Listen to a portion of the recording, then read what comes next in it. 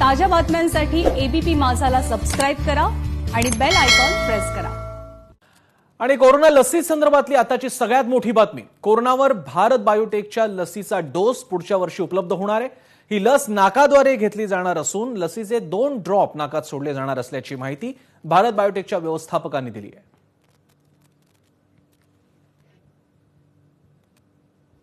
We partnered with ICMR, Covaxin.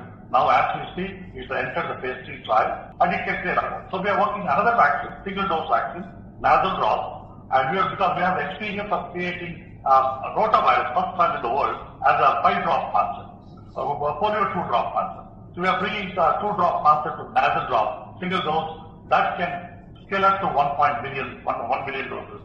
That my feeling is by next year it will reach their target.